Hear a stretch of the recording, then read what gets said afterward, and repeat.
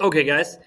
So here we have our Cold War chapter, which is the longest chapter, I think, of the unit.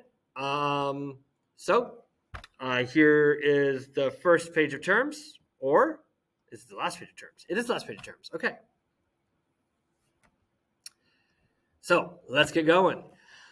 So one cause of World War II that was identified was the lack of cooperation among the nations of the world.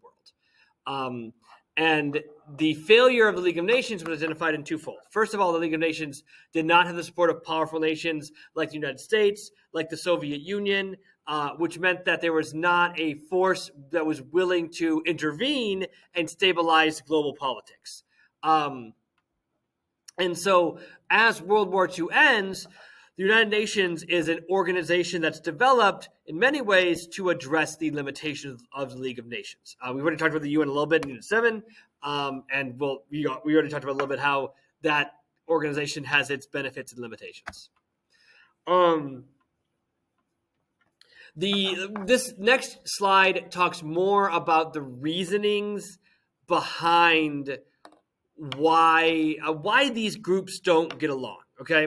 So eventually, the Soviet Union and the non-Soviet Union are separated by what Winston Churchill, the leader of Great Britain during the late 40s, early 50s, calls the Iron Curtain. Right, that the Iron Curtain is often like the boundary between the U.S.-backed world and the Soviet-backed world. The economics of the Soviet world and the capitalist world are probably the most distinct difference, right? That the U.S. and Western Europe were capitalist countries that advocated for the ownership of private property. They saw that as a way to motivate civilians and also organize and structure their governments around the protection of that private interest. Well, the Soviet Union and its satellites were communist, which led to largely state-directed, not guided, I think directed is a better term to use, and also focused on eventually removing a class-based system where private property would become an obsolete construct. You don't need to own things if everything's provided for you and you can have a constructive life. Other places where these groups ideologically oppose each other was politically as well. Now, the economics is political, right? Because the state directs the economy in a communist country, and in a non-communist country, the state has less influence on economic development. But also, the U.S. perceived itself as this multi-party democracy. It had a free press where this non-governmental press was responsible for holding the government accountable and informing its population on the action of the government. The Soviet Union was a single-party political system where there was expression of political diversity, but that political diversity was expressed within a constraint, right? Where we in America have this constant conversation between progressivism and conservatism. In many ways, that conversation occurs in a single-party government, but what is conservative is constrained more, and what is progressive is also constrained more by the dogma of communism. And then in most cases, the government owned the press, which means the key means of holding the government accountable was the government itself, right? Does that mean it can't happen? No, a government actually can hold itself accountable from time to time, but there also could be some key conflicts of interest that might limit that from being the most productive system, right? The moment that a government-owned press favors stability over the truth, it stops becoming an effective means to hold the government accountable, right? And the key criticisms the U.S. had for the Soviet system was that it was oppressive, right? That people could not freely express themselves. They only could express themselves within the constraints of what the government found to be appropriate. And the Soviets had their key criticisms was, despite the claim that there was a free press or that these capitalist systems were fair and equal, in fact, especially in America, along racial lines and ethnic lines, we did not see that equality manifest as it was stated to actually have manifested, right? In terms of how these ideological conflicts now manifest into material conflicts. So when the Soviet Union took control of these Eastern European countries, these nations that surround the Soviet Union took on the attributes of the Soviet Union. So they became single-party democracies, that government-owned press, that had state-directed economies. And in many ways, these satellite countries engaged in their own kind of colonial relationship with the Soviet Union. And what they produced was mainly in the interest and direction of the Soviet Union. So in many ways, and actually contemporary communists in many ways argue that the Soviet Union was an imperialist state, that in many ways corrupted the intent of communism for the advancements of things like Russian nationalism and things like that. So the Soviets also engaged in an imperialistic relationship as well.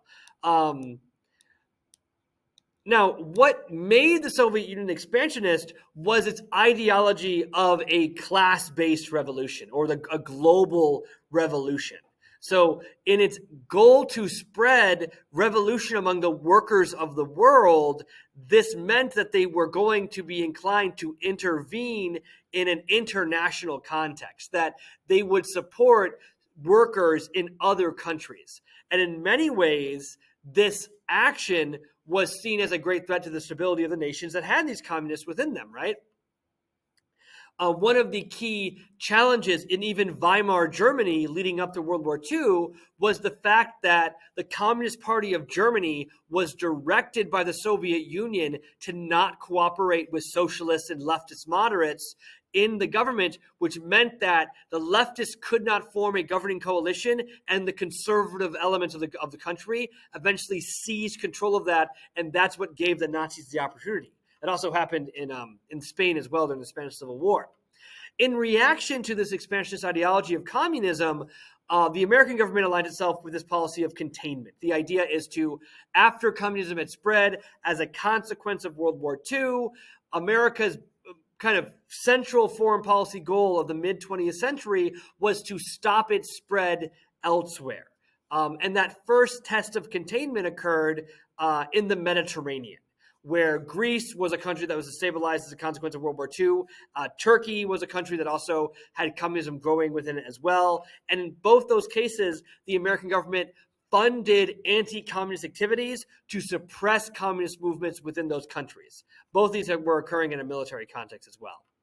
Another way that America attempted to stabilize the world against the spread of communism was through an effort called the Marshall Plan, where they distributed aid across the world. Marshall Plan was specifically distributing aid across Western Europe to stabilize those countries and maintain a framework of private ownership and capitalism, so that communism does not become does not grow there, right? Because in a place of economic stagnation, people want to become politically radicalized and see communism as an alternative that would be viable for them. But if America funneled aid to countries like Great Britain, West Germany, and France, so that those economies would grow and would be incentivized to maintain a capitalist structure. And the historical debate is, it kind of helped, it kind of didn't. Americans think it helped a lot, but when you look at the numbers, it was a lot of money spent, which symbolically means something. But in places like, in most places, you cannot uniquely attribute the Marshall Plan to the economic growth that occurred in France, West Germany, or Great Britain after World War II to uniquely the Marshall Plan. The space race was another place where the countries, the Soviet Union and the United States, were in conflict. Sputnik is the first artificial satellite that orbited the entire planet, that was launched by the Russians, that really bruised the ego of the United States. And so they kind of moved the goalpost, and they were like, well, then we're going to be the first country to send people to the moon. And so America does that. And then we claimed victory when we did that, because the moon was the final goal. But why was the moon the final goal? Why didn't we try to go to Mars? Why didn't we try to go somewhere else? But when we got to the moon, that's when we said we won the space race. And that kind of is a nationalistic kind of way to show superiority. But also the biggest kind of symbolic meaning of the space race was to show the technological superiority of what the ideologies of communism or capitalism and democracy could enable, right? That to show that we got to the moon is a victory for our ideologies in addition to our nations. But also during this period, something that became apparent is that the tension between the Soviet Union and America accelerated the development of nuclear arms. In the acceleration, it became possible for these two nations to wipe out the entirety of humanity. Technologies like intercontinental ballistic missiles, or ICBMs, means that when one country figures out they're going to get nuked, they can launch all their nukes at the country nuking them. And when you do that, there's no like going back. You just can't like stop your missiles. I guess you could. I don't know. Maybe you could. I hope you could. And what that means is that like both countries would wipe themselves out, but also the amount of nuclear weapons required to wipe out nations like the Soviet Union and America would pretty much destroy the climate of the planet, to the point that humanity would struggle to survive in its current state if these countries had decided to destroy each other. So that's something to think about, and that was very prevalent in the psychology and of the politics of the period as well. The final slide we have here, look at me go, jeez. I thought this was going to be a longer video, is the non-aligned movement. So because the Soviets and America were intervening across the world to advance their own interests, many nations determined that they don't want to do that anymore. They want to operate in their own interests. So a large movement among newly independent states in the developing world, known as the non-aligned movement, worked to cooperate with one another to stop the the universal influence of the Soviets and the Americans on their nation's politics. So like if they presented a unified front and worked with each other, the Soviets and the Americans could not impose their interest and will on those other nations. So that is what the non-aligned movement is. And next we have the effects of the Cold War. Maybe that's the longer video. So I'll see you guys in that video.